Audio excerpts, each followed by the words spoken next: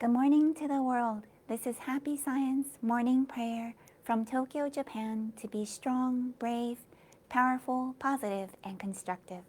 Let us begin.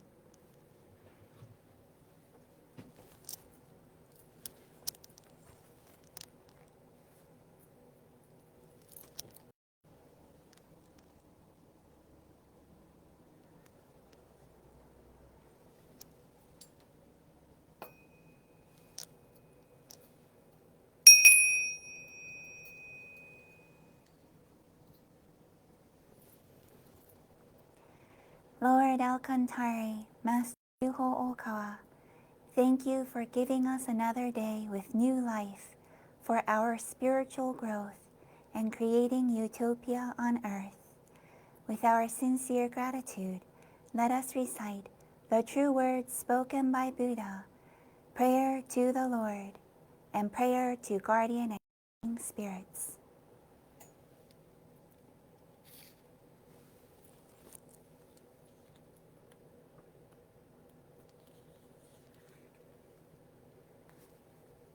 The true words spoken by Buddha, Ryuho Okawa.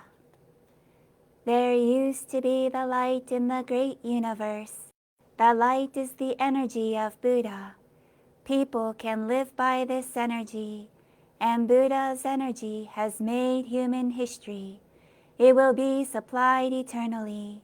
This eternal light comes from heaven and prevails on earth.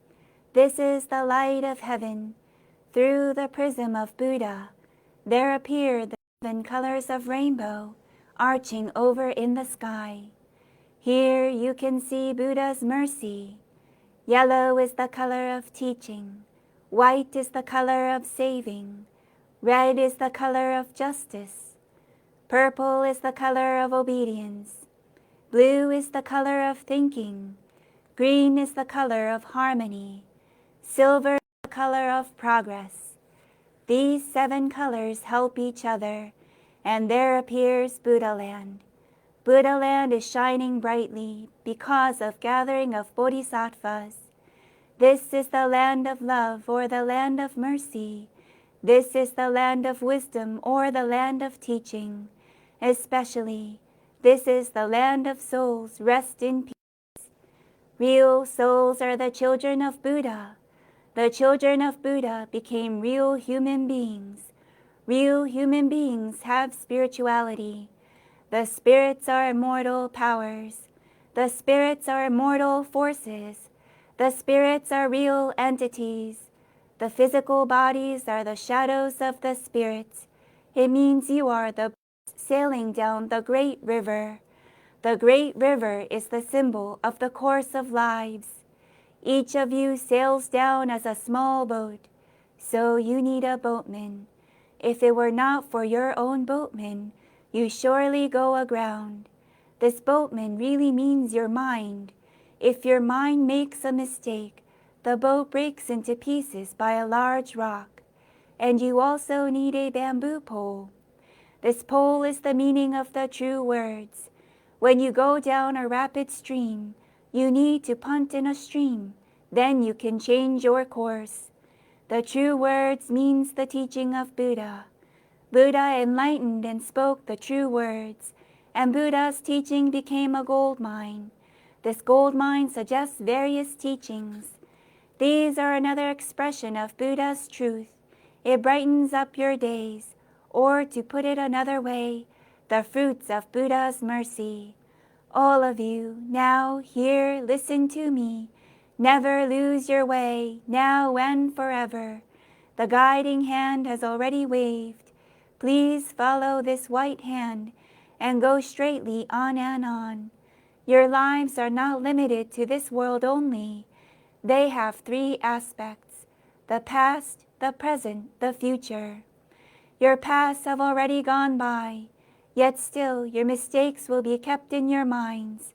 That is the reason why you should understand other people, and you yourself should reflect on what you have done. You and others are not different. On the contrary, both are children of Buddha and brothers and sisters. Now then, love each other. Let us bring up each other, and it's time to forgive each other. This is the eternal law, which penetrates the present and the future. Yes, indeed, the light of the dark night. The dark night of this world is hell. It is also the same in another world. Since we came down to this world, the sun of the truth is scheduled to rise. Now we are watching rising sun. It will shed light to the future, to invite sad people to Buddha land. Now, here, I command, there shall not be conflict in this world. There shall not be distrust in this world. There shall not be crime in this world. There shall not be evil spirit in this world. There shall not be the devil in the next world. Only the ideal world, utopia, shall be realized. All of the people love each other, live harmoniously, believe in one another.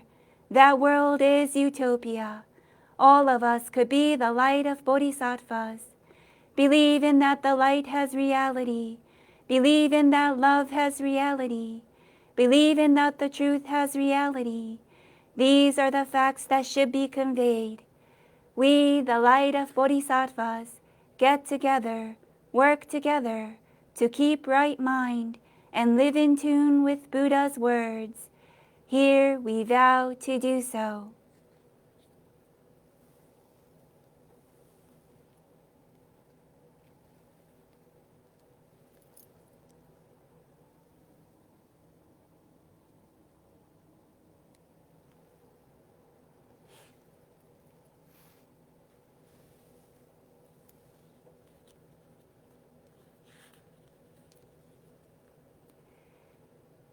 Prayer to the Lord.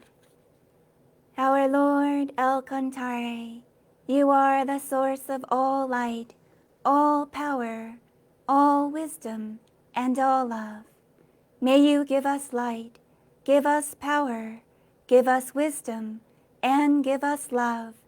O Lord, our Father, please protect this planet of love earth. Protect us from all evil and open a future for us. O Lord, thank you for giving us light. We give thanks from the bottom of our hearts.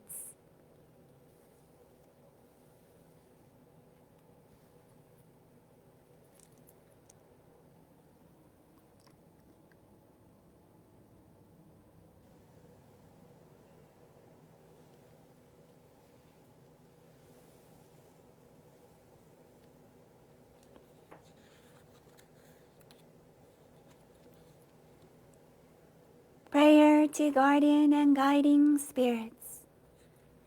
My guardian and guiding spirits, deep inside of me, you are the fountain of life, the light of hope, the source of wisdom, and a shield of courage.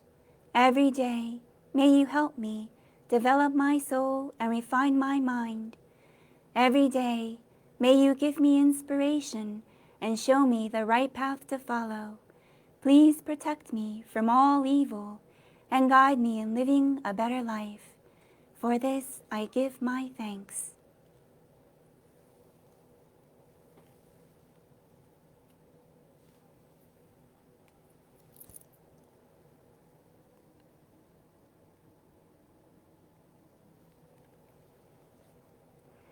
Now we will have some time to dedicate our sincere gratitude to the Lord.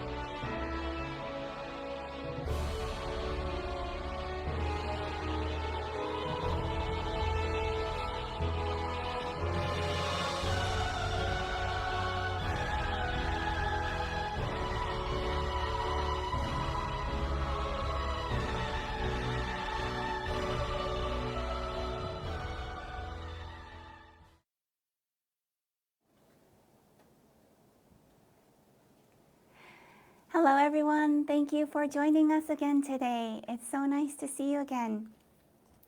Okay, today I'm going to continue with the Laws of Hope and also introduce you to some new books, like The True Heart of Yaedrone, some existing ones that are related that have similar topics, like The Heart of Work, Prosperity Thinking, and some of the Laws of Happiness as well. Okay, today's topic is basically the next chapter, the next couple of chapters in the book, which is chapter 2, What It Means to Succeed, and chapter 3, Success That Prevails from This World to the Other World. I think the first chapter was on making sure that your hopes and dreams are right for you, that they're righteous, that they have a sacred and selfless aspect. I think another key word is being humble as well. But then we also, Master also highly values the efforts we make in this world. We also need earthly efforts, and so he always teaches us that he would like us to aim for success that we can attain in this world, but that also we can take with us to the other world in the afterlife, and that will determine where we go in the other world. And so Master, I think it's rare to find a religious leader teaching a lot about skills of this earthly world, but he has given many teachings on things like management, even basic self-help type of teachings as well. And I learned so much through his teachings on them than any other author, because he's read so much of books even on those topics and has really distilled the most important ones that are truly valuable to us. So I really, I think that shows how incredible his teachings are, that they also take in, they're also applied to many areas of our lives. And so I would like to talk about, go on with that theme. And so I'll read some passages to you and comment on them as I go. This one is from chapter 3. There are a huge number of books in the world on how to succeed, but there is something we need to be careful about. It's related to this point. There is the kind of success that's limited to this earthly world. There is also the kind of success that abandons this earthly world and focuses on the next world. But I am teaching the kind of success that prevails from this world to the other world. Okay. And I think there are some religions, maybe like Christianity, for example, that highly emphasizes self-sacrifice. And that there's an element of purity, selflessness, egolessness, and self-sacrifice. But Master Oka actually warns us against that. And I think the best way to kind of describe that is the teaching of the middle way. One way to describe the teaching of the middle way is avoiding the two extremes. So he's not saying completely sacrifice yourself so that you bring so much suffering and harm onto yourself just for the sake of others. He teaches us to build our own lives and successes in a way that will also benefit others. So, for example, on page 121, he says, Um, there is an approach to success that says, I don't seek any success for myself. I wish it only for other people. But when this sense of self-sacrifice becomes too strong, it can give rise to a tragic quality of letting bad situations arise. For this reason, I don't encourage feelings that say, let me perish, but let others flourish. And he goes on to explain that the reason is because when we bring harm to onto ourselves, for example, if he gives an example of someone who donates so much of his or her money to charity that ruins his or her your business, and but by doing that, you're bringing suffering to your family, to the employees of your business. So he's teaching us we really need to think from a much broader, higher perspective. And someone he mentions often who he says has similar teachings of this type of success to his own is a Japanese figure called, his name is Sontoku Ninomiya. And yeah, I'd like to read a passage about him from here. If I were to compare my laws of success to something else, I would say that Sontoku Ninomiya's approach to success is similar to mine. He put selfless dedication, every ounce of his wisdom, and tireless efforts into successfully reviving villages and provincial governments' finances.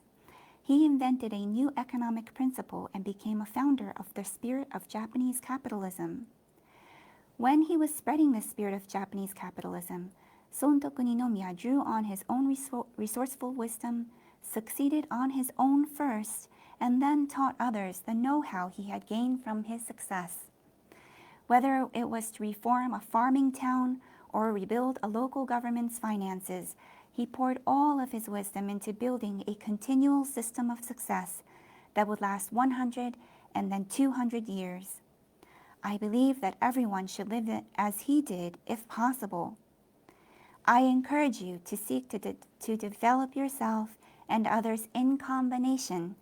Then, because we as human beings tend to desire slightly more personal benefit, it's important to hold such a desire back and discipline yourself to wish for more happiness for others. I hope that you will think in this way.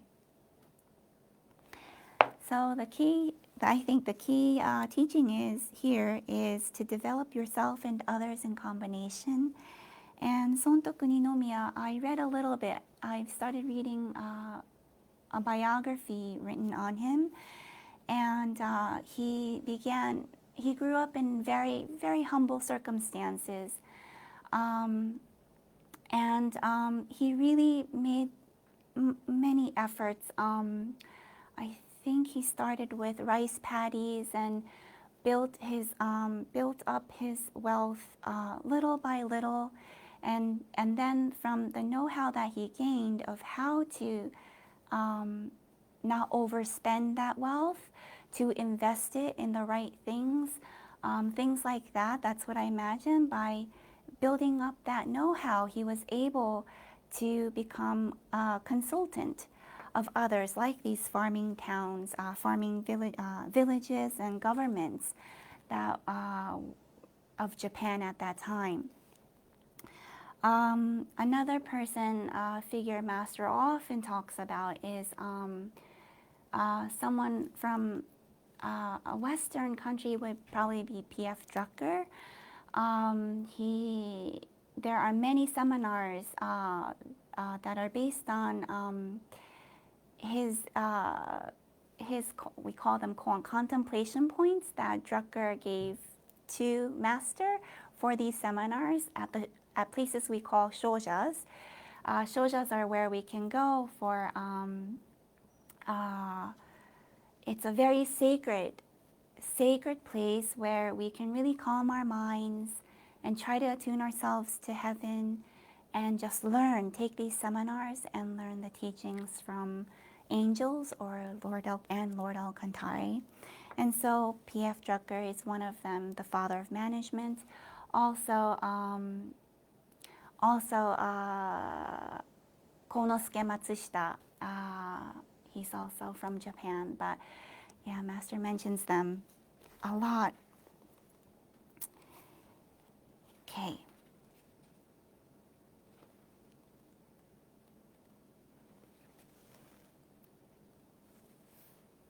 Okay, and then, so I think that a lot of times we have hopes and we try to make them sacred and pure, and then we take action. And Master, as I said, has teachings that have help us to take action, even pragmatic teachings that are based on his spiritual teachings. And so I highly recommend The Laws of Happiness, Chapter 2, One Step Up in Your Work Capability. This chapter is great for beginners, but they're basically very universal.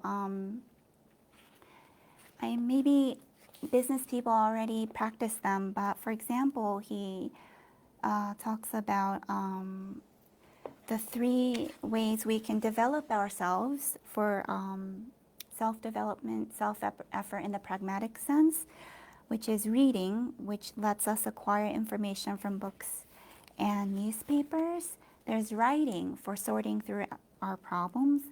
So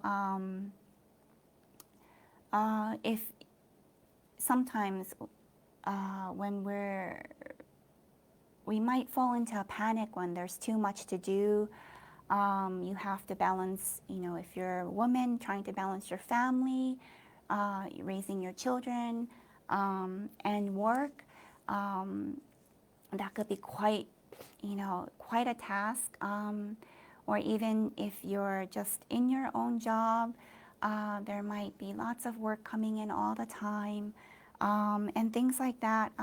Or even if you're a student, you have to juggle a lot of classes and study thick textbooks all the time. So writing down your thoughts, what's in your mind right now, and then seeing them objectively on paper, and then sorting through them, like, for example, prioritizing them by priority. And in this one, does he say? In other books, he talks about short-term, middle term, and long-term goals as well. These are ways, very practical ways, we can organize what we want to do, what actions we want to take, what goals we want, smaller goals we want to have to reach our hopes and dreams. There's also listening. We can listen to lectures. We can listen to DVDs. There's great television shows, documentaries that we can learn from. And then there's thinking deeply to advance your work capability. So really contemplating on each of those things, and either trying to get to a solution, deciding to put it off, to come back to it at a later time, etc. So he has really great basic teachings on that in this book as well. And then, yes, and then one more thing, so I mentioned about the self-sacrifice, and then also one tendency Master mentioned, maybe in Western countries, is the opposite of prosperity thinking. Sometimes we have a mindset, because of some of the religious teachings we grew up in, whether it's Christianity. There's also a sense of that in Buddhism, but there's a sense that money is evil. But he teaches us that money isn't evil. It's really how we use the money. And so you can read Prosperity Thinking to find out more about that. And maybe in the future I'll go further into it. And one last thing is the true heart of Yaedrong. And you might wonder who Yaedrong is. And I hope you can listen with an open mind. But he is a he comes from another planet, and he is protecting Master. And he gave us this spiritual message from a very high perspective from the universe, looking at Earth with the knowledge of other planets and what's happening in other places in the universe. And he's been really protecting Master Oka for a lot. And so he